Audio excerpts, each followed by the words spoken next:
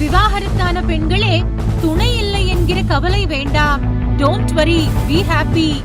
ஒரே கூத்தும் கும்மாளம் தான் போங்க. இரு மனங்கள் இணைவதுதான் திருமண வாழ்க்கை. மனம் ஒத்த தம்பதியராக வாழ்க்கை முழுவதும் தொடர்வதே திருமண பந்தம். ஆனால் வெவ்வேறு சூழலில் வேறுபட்ட புரிதலில் வாழ்ந்த இரு மனங்கள் ஒன்று சேர்வது திருமணத்தில்தான். இதில் 60 முதல் 70% ஆணுக்கும் பெண்ணுக்கும் ஒத்து போனாலே அது பெரிய வெற்றிதான். ஆனால் இன்றைய சமுதாய சூழலில் 20 முதல் 30% கூட பெரும்பாலான தம்பதிகளுக்குள் ஒற்றுமை இல்லை என்பதே கசப்பான உண்மை. எனினும் குடும்ப பின்னணி, வாழ்க்கை சூழல், பொருளாதார சிக்கல், பிள்ளைகள் எதிர்காலம் என பல்வேறு காரணங்களினால் மிக மோசமான ஒரு கணவனை பொறுத்து கொண்டு ஒரு மனைவியோ அல்லது அகங்காரம் மிகுந்த ஒரு மனைவியை சகித்துக் கொண்டு ஒரு கணவனோ வாழ்வது காலத்தின் கட்டாயமாகிறது. ஆனால் இது அனைவருக்குமே பொருந்துவது இல்லை. ஒரு தரப்பினர் பிரிவே இதற்கு சிறந்த தீர்வு என்ற முடிவுக்கு வந்துவிடுகின்றனர்.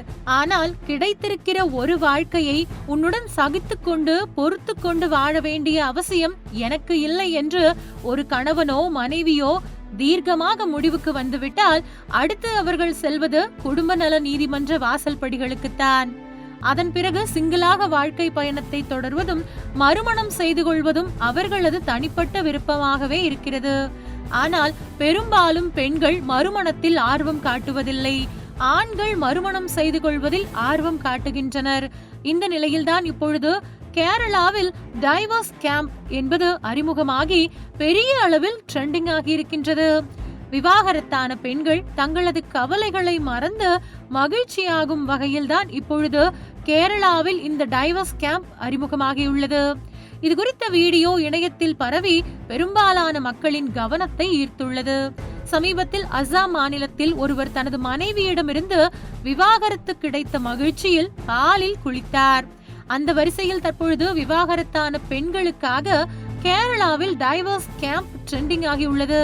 இந்த டைவர்ஸ் கேம்ப் என்பது குறித்து தெளிவாக இப்பொழுது தெரிந்து கொள்ளலாம். கேரள மாநிலம் கோழிக்கோட்டை சேர்ந்தவர் ரஃபியா அஃபி என்பவர்தான் டைவர்ஸ் கேம்ப் என்பதை தொடங்கியுள்ளார்.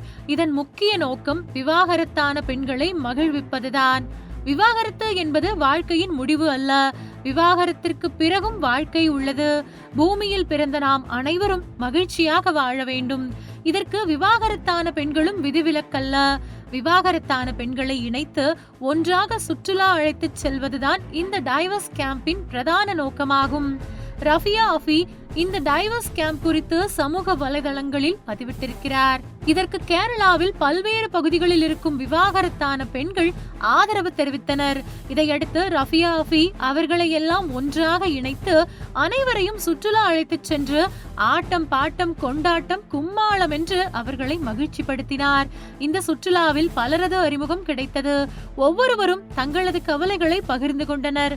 மற்றவர்களிடம் தங்களது மனச்சுமையை இறக்கி வைத்தனர். கவலைகளை மறந்த ஜீப் பயணம், அருவியில் குளியல், இரவு நேரத்தில் ஃபயர் கேம்ப், மலைகளின் மேல் கூடாரம் அமைத்து தங்கி அவர்கள் தங்கள் மகிழ்ச்சியை கொண்டாடிய டைவர்ஸ் கேம்ப் சுற்றுலா சென்ற வீடியோ தற்பொழுது வைரலாகி வருகிறது.